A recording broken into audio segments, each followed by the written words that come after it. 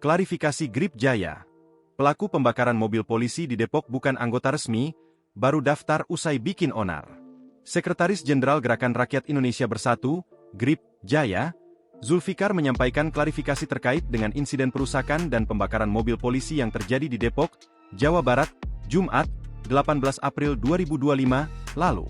Bahwasanya saudara Tony Simanjutak, TS, bukanlah anggota resmi dari Grip Jaya, kata Zulfikar, Rabu, 23 April 2025, dikutip dari video YouTube Kompas.com.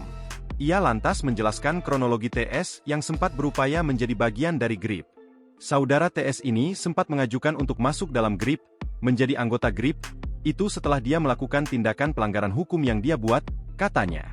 Zulfikar memaparkan, meskipun TS bersama kelompoknya mengajukan diri, tetapi mereka tidak pernah diterima secara resmi melalui surat keputusan, SK, maupun kartu tanda anggota. Artinya saudara TS itu tidak terdaftar di dalam keanggotaan database Grip Jaya, ujarnya. Zulfikar menambahkan, TS dan kelompoknya tanpa sepengetahuan Grip Jaya membeli baju Grip, membeli bendera dan menancapkannya di sebuah lokasi yang dipersengketakan.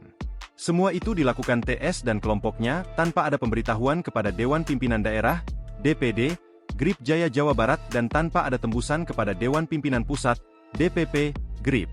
Zulfikar menegaskan, tidak ada kata pembelaan dari Grip Jaya secara keorganisasian terhadap tindakan yang dilakukan TS dan kelompoknya.